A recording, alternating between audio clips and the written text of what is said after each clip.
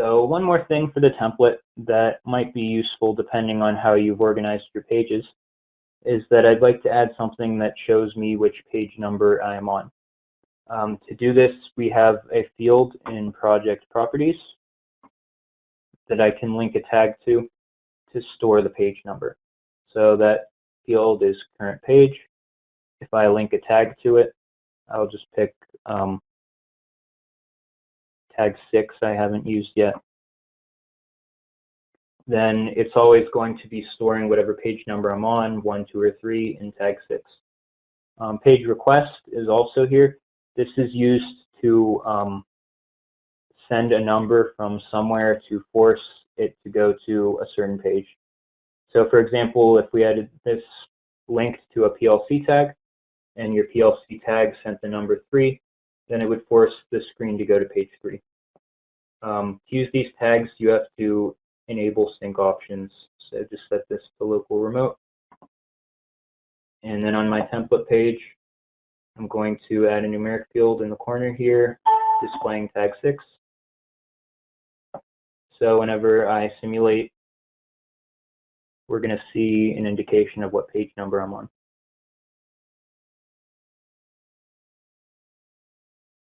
So that's a pretty basic template, just showing how we can use that. Changing pages was a pretty basic event, but I'm going to show a couple other events as well. So if I go to page 2, which I'm going to start working here on page 2, I'm going to add some events that change the values of a tag. So I'll just put a numeric field here and some buttons to use. I'm going to put an up arrow and a down arrow because I'm going to use these to increase and decrease the values of a tag. So in this numeric field, I'm just going to put tag 5.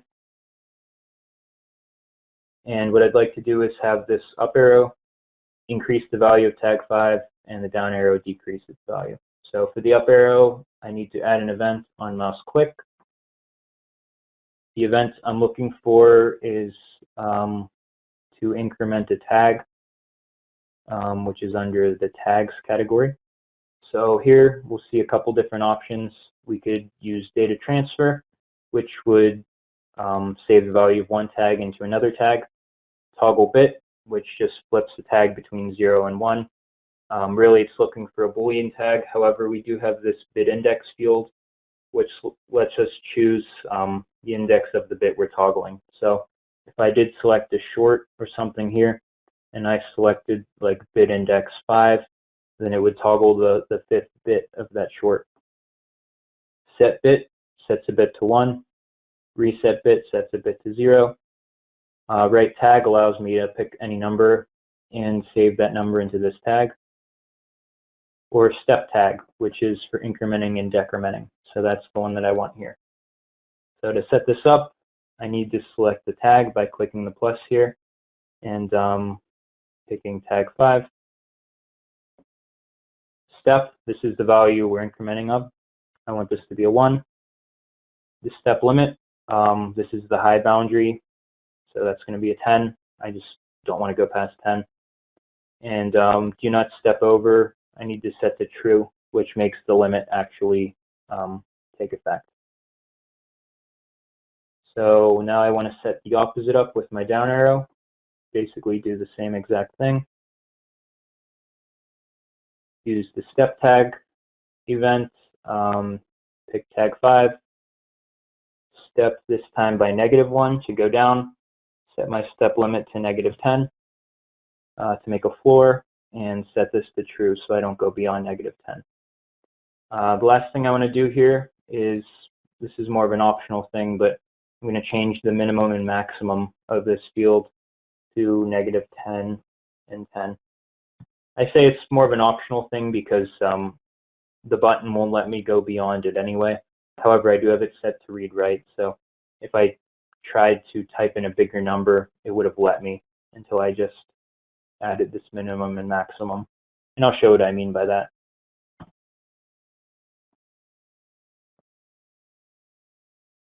So I can go up to 10, and then I'm stuck. I can go all the way down to -10, and then I'll get stuck again. If I try to enter something beyond the boundaries, then it's just going to reject it. So that's what I meant by setting the minimum and maximum.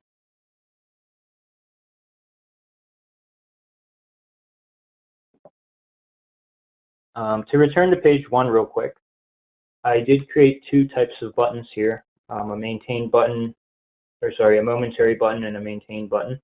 But there's kind of a third type of button that I could create, and that third type of button is a toggle button. This button is a little bit different than the first two because I'm not going to link any tag to the value field. I'm actually going to create an event instead. So the event is going to be triggered on mouse click, and the event that I want to use is toggle bit. So it's under tag, select toggle bit, and I'll just pick that third Boolean tag. And now you'll see whenever I click the button, it works a little bit different than the other 2 buttons. Just as a reminder, the momentary button I had to hold in, the maintain button I could press and let go of, but for the toggle button, I forgot to display it, but basically it's just flipping between a 1 and a 0 each time I press it. So whenever I press it and it's a 0, it goes to 1 and then back the other way. Really the difference here is that this is an event.